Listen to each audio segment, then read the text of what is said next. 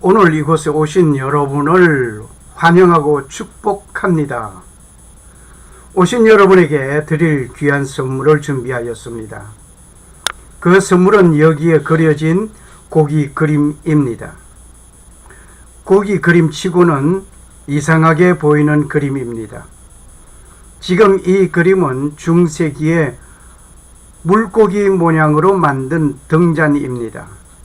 어둠을 밝히기 위하여 만들어져 사용되는 등잔이지만 크리스천과 많은 유사점을 가진 그림이기도 합니다. 그리고 우리들의 눈에는 익숙한 또 하나의 그림이 있습니다.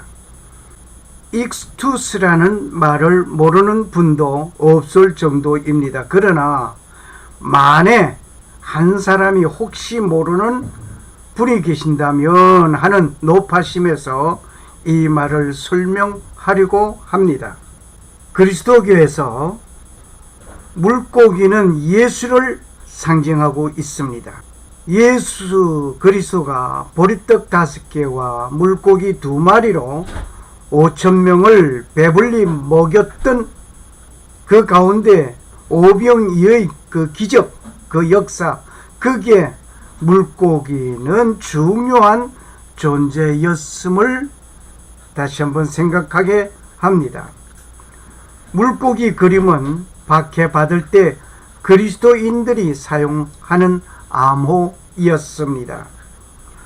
로마 시대 박해를 받을 때 그리스도인들은 물고기를 자신들만의 비밀스런 암호로 사용하면서 물고기는 그리스도교의 중요한 상징으로 자리 잡았습니다. 당시 사람들은 물고기를 뜻하는 헬라 익스투스라는 글자를 함께 사용했습니다. 이것은 예수 그리스도 하나님의 아들 구세주라는 단어의 첫 글자를 모아놓은 것과 같습니다. 그리고 거리에서 낯선 사람을 만나면 한 사람이 물고기의 한쪽을 그리면 다른 한 사람이 물고기의 다른 한쪽을 그리면서 서로가 크리스찬임을 확인하는 일이 있었습니다. 익스투스는 고기를 말하고 있습니다. 물고기라는 말이 헬라어로서 익스투스입니다. 이 익스투스 헬라어로 물고기입니다. 말의 첫 글자입니다.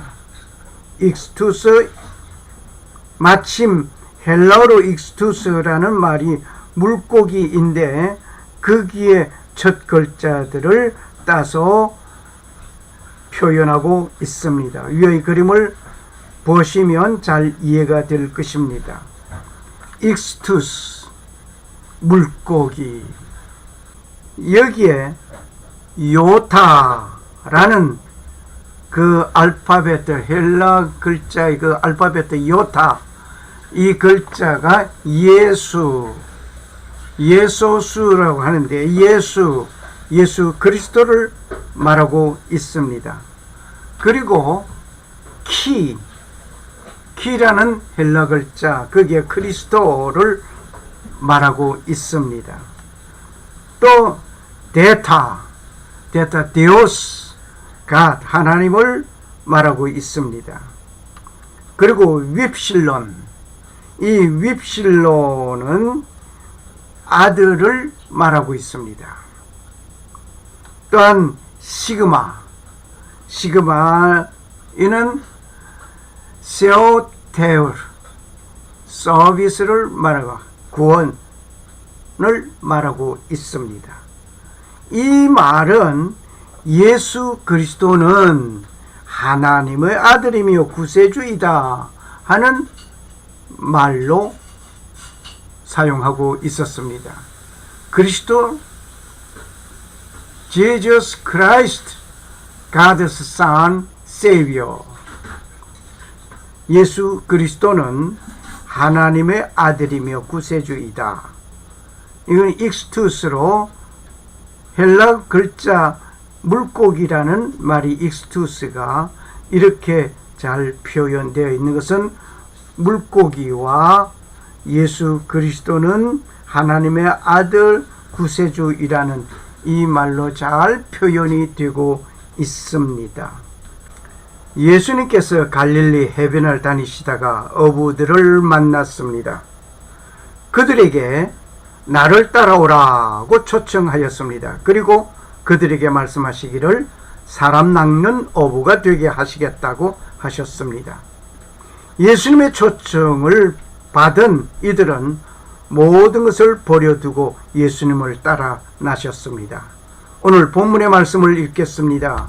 이때부터 예수께서 비로소 전파하여 가라사대 회개하라 천국이 가까웠느니라 하시더라. 갈릴리 해변에 다니시다가 두 형제 곧 베드로라 하는 시몬과 그 형제 안드레가 바다에 금을 던지는 것을 보시니 저희는 어부라. 말씀하시되 나를 따라오너라. 내가 너희로 사람을 낚는 어부가 되게 하리라 하시니 저희가 곧 그물을 버려두고 예수를 쫓으니라. 거기서 더 가시다가 다른 두 형제 곧 세베대의 아들 야고보와 그 형제 요한이 그 부친 세베대와 한 가지로 배에서 금을 깁는 것을 보시고 부르시니 저희가 곧 배와 부친을 버려두고 예수를 쫓으니라. 나를 따르라 라고 명령하셨습니다. 예수님께서 회개하라 천국이 가까웠다 라고 외치실 때는 혼자 사역을 시작하였습니다. 이렇게 혼자 사역이 시작된 예수님은 제자들을 세워야 하는 일이 시작된 것입니다. 이제부터는 혼자 할 일이 아니었습니다. 예수님에게는 뒤를 이어가야 할 자들이 있어야 했습니다. 예수님께서 Come, follow me, 나를 따라오라 그렇게 명령하셨습니다. 예수님은 매용법을 사용하지 아니하셨습니다. Come, 오라고 하셨습니다. 너 나에게 올 수 있니? 라는 의사를 묻는 것도 아니었습니다. 상대편이 어떤 환경에 있는지, 그가 원하는 것이 무엇인지, 어떤 감정을 가지고 있는지, 그 느낌은 어떤 것인지 따지고 참고하는 편이 아니었습니다. 일방적이었습니다. Come, follow me, 나를 따라오라 그렇게 명령하셨습니다. 현 사회에서 한 사람의 동역자를 세우려고 하는데 그 절차를 생각해 보겠습니다. 성격이 온건하며 나의 취지에 잘 부응할 수 있는지를 볼 것입니다. 공동사회에 누가 되지 아니할 사람을 찾을 것입니다. 리더십 있는 사람을 선정할 것입니다. 지도력 있는 사람을 찾을 것입니다. 그렇게 되려면 가방끈도 좀 길어야 할 것이고 인품이 있고 교양이 있는 사람을 찾을 것입니다. 그리고 그가 성장한 과정을 어떤지를 볼 것입니다. 가문은 어떤지, 그 이웃 친구는 어떤 사람들인지 등등을 살펴보고 따지고 고심하고 물어도 볼 것입니다. 그렇게 하고 난 후에 본인의 의중을 물어볼 것입니다. 예수님께서는 제자들을 세우는 일에 그 어떤 과정이나 전반적인 모습을 보면 전혀 다른 모습을 보게 됩니다. 예수님과 같이 자기 방식대로 나와 함께 행할 수 있는 동역자를 세우겠다고 한다면 따라올 자가 있을지 의문부터 앞서게 됩니다. 혹시 있다고 할지라도 일방적인 말을 하면서 곱게 보지 않는 감정을 가지고 있을 것입니다. 예수님은 온전히 일방통행이었습니다. Come, follow me, 나를 따라오라 라고 명령하셨습니다. 직책은 사람 낚는 어부입니다. 예레미야 16장 16절의 말씀을 읽겠습니다. 여호와께서 가라사대 보라, 내가 많은 어부를 불러다가 그들을 낚게 하며 그 후에 많은 포수를 불러다가 그들을 모든 산과 모든 작은 산과 암혈에서 사냥하게 하리니 라는 말씀이 있습니다. 여기에 낚다, 사냥이라는 말은 심판을 위하여 죄인들을 낚고 사냥함을 말하고 있습니다. 심판자로 은유하여 어부와 포수를 들은 것입니다. 예수님께서 명령하시는 그 명령에는 나를 따라오라 라고 말씀하시면은 그냥 구경꾼 몰이처럼 따라오라는 것이 아니었습니다. 따라오는 자에게 직책을 부여해 주시는데 사람 낚는 어부였습니다. 처음에 예수 그리스도는 심판주로 오신 것이 아닙니다.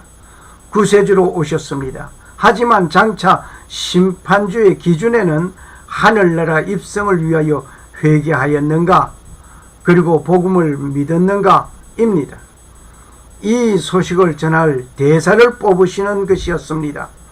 지금까지는 고기 잡던 어부를 향하여 사람 낚는 어부되게 하시겠다는 예수님의 초청이었습니다. 초청받은 자의 행동을 우리는 한번 봅시다. 초청을 받는 즉시 모든 것을 버리고 초청자를 따라갔습니다. 이들은 갈릴리에서 어부로 잔뼈가 굵어진 자들이었습니다. 이것들은 그들의 생업이었습니다. 삶의 터전과 직업 전선에서 사용하던 모든 도구와 가족을 버리고 초청자를 따라 나섰습니다. 어떤 생업이나 수입 또는 어떤 보장도 받지 않았습니다. 이 사건을 보면서 생각나는 두 분의 가정이 있습니다. 나의 처남이 탄자니아 선교사로 간다고 헌신하였습니다. 매형으로서 물었습니다. 통상적인 관례에 의하여 나오는 질문이었습니다. 그곳에 현지 답사를 했는가? 가보면 안 갈 것이 눈앞에 보이는데 왜 가봅니까? 그러면서 서로가 한참 동안 말문이 막혀 침묵을 지키고 있었습니다. 가보면 안 갈 것이니까 갑니다라는 말은 답사해 보나 마나 어려운 환경이니 가서 그들의 이웃이 되어 주겠다는 말이었습니다. 그렇게 말을 남기고 탄자니아를 향하여 출발한 지 7년째 사역을 잘하고 있다는 소식을 듣고 있습니다. 안식년이라 하여 잠깐 다니려 왔다는데 마침 나는 이미 네팔에서 선교지 순방하고 있는 중이었습니다.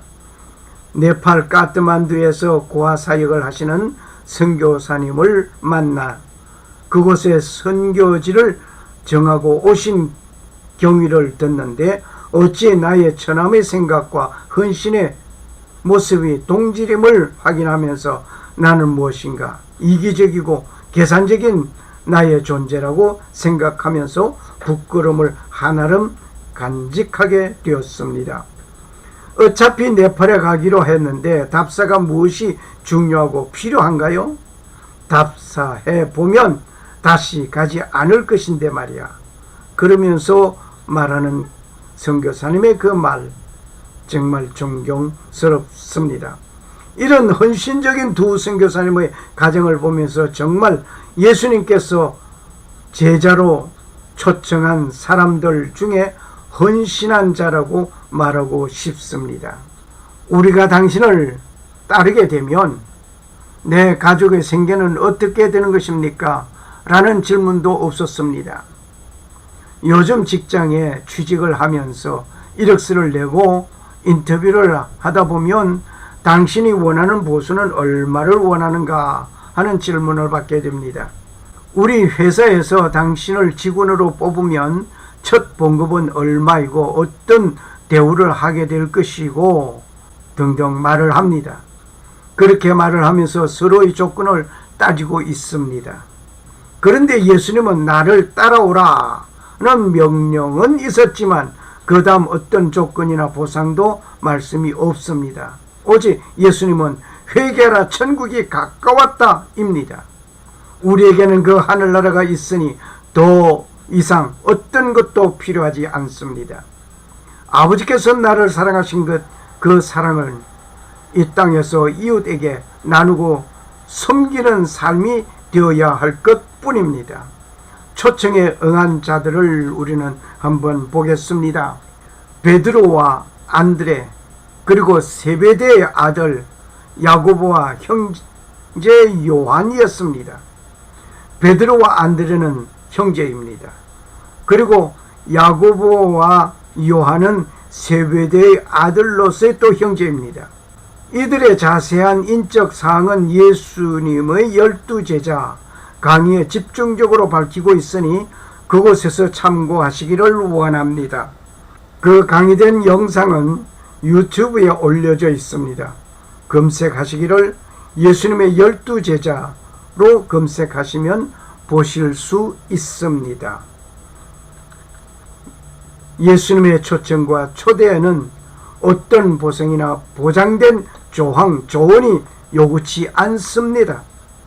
초청에 세상 모든 것을 버려두고 즉시 따라 나서는 하나님의 사람이 되어야 하겠습니다. 그것은 예수님의 제자도를 따라가는 자입니다. 감사합니다.